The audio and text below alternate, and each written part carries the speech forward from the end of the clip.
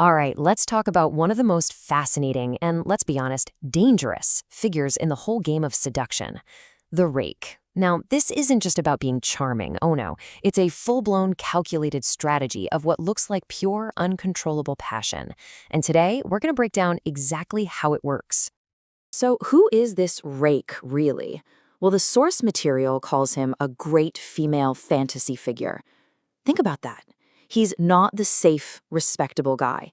He's the opposite. He's disloyal, he's dishonest, he's basically amoral, and that's exactly what makes him so appealing. He comes across as a total slave to his passion for women, and this unrestrained vibe taps into a woman's own hidden longings. It's a thrilling and, frankly, dangerous combination. So here's the plan. First, we'll get into what makes the rake so magnetic. Then we're going to jump into a fantastic historical case study. It involves a duke and a duchess. We'll walk through his step-by-step seduction, see how he built this legendary reputation, and finally, we'll uncover the ardent rake's biggest secret. So what is it? What makes this archetype so darn irresistible? Well, it really boils down to two key things: a complete mastery of seductive language and this incredibly powerful focused attention that makes his target feel like she is the only woman on the entire planet. See, the rake's real power isn't about his looks or his money. It's all in his words and his actions. He makes a woman the absolute center of his universe.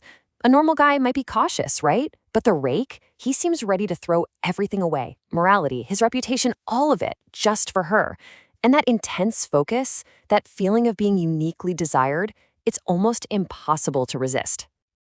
To really get this, we need to see it in action. So let's take a trip back in time to the court of Louis XIV in the early 1700s. We're talking about a world packed with intrigue, ambition, and of course, seduction. And here's our guy, the Duc de Richelieu. This man was the whole package. Handsome, witty, and he had a reputation that walked into the room before he did. He was known for being completely irresistible. He played with women's emotions like it was a game. And get this, his charm was so powerful that even when he was thrown in the Bastille for his indiscretions, the most powerful ladies of the court begged for his release. So Richelieu, he sets his sights on a seriously tough target, the young Mademoiselle de Valois. Now here's the challenge. She was guarded like a fortress. Her father, the Duc d'Orléans, knew all about Richelieu's reputation and was not having it. He even assigned a chaperone to watch his daughter's every single move. For a guy like Richelieu, this wasn't a problem. It was the perfect game. And make no mistake, this wasn't some whirlwind romance that just happened. No. Richelieu launched a methodical, step-by-step plan. It was designed to shatter every defense and just completely overwhelm his target. Let's see exactly how he pulled it off. His strategy was just brilliant, really. First, the letters. He just floods her with these beautifully written notes talking about his uncontrollable desire for her. Second, the look. He engineers this chance meeting where a single, intense glance does more than 1,000 words could. Third, the inside job. He corrupts her inner circle, getting a maid on his side. And finally, the masterstroke, using a secret trapdoor to get right into her private bedroom. I mean, the audacity. This quote, this is everything. This is his core tactic right here. He's not talking about how strong and amazing he is. He's talking about his weakness for her. He makes himself the victim of his love, which makes her feel incredibly powerful and desired. He says he's going to die of love. He's literally turning his passion into a life or death situation. So once he's in her room, the whole fantasy he's been building just explodes. His words, his touch, it's all designed to be this overwhelming tidal wave of passion. And she's completely swept away. But, and this is a really crucial detail, the affair itself was described as joyless calisthenics. And that tells you everything.